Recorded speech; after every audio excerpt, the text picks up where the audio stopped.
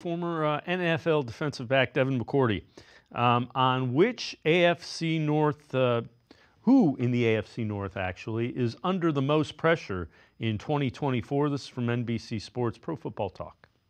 I'm going high level on this one. I think it's the Haslams in Cleveland. I think Wow. they are under the pressure of, you now have this team who for years you've had a strategy, you've lost a lot of games, then you start to get the Myles Garretts of the world, and you start to get the Denzel Wards. Like, you have all of these talented players, and you have a team that they should win.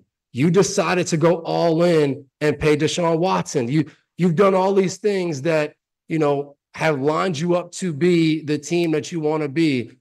You're in a tough division. I get it. Cincinnati's good. Baltimore's good. But I think, like, this is the year you want to see the Cleveland Browns go and win and give that fan base what they've longed for years.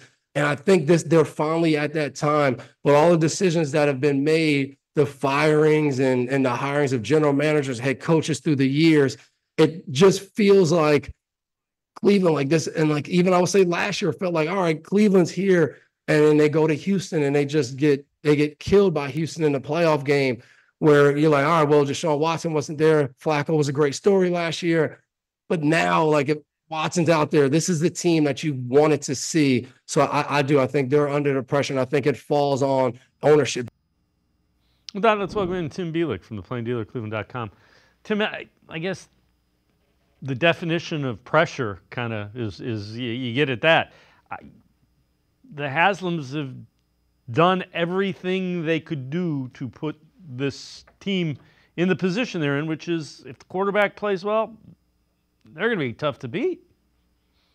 Yeah, and I think that's the biggest thing we talked about, since the end of last season is, can Deshaun Watson stay on the field for multiple games? Can he can he use that time to find himself some consistency and be able to play at the level or close to the level that he was in Houston? I saw what Shannon Sharp was talking about on First Take, saying that Browns don't even need Deshaun Watson to be 100% of what he was at Houston. It's about 85 to 90%, and they can make a deep playoff run. But when you look at what the Haslams have done, they clearly have left no stone unturned. This is one of the most expensive rosters in the NFL. They're willing to spend whatever it takes to manipulate the salary cap.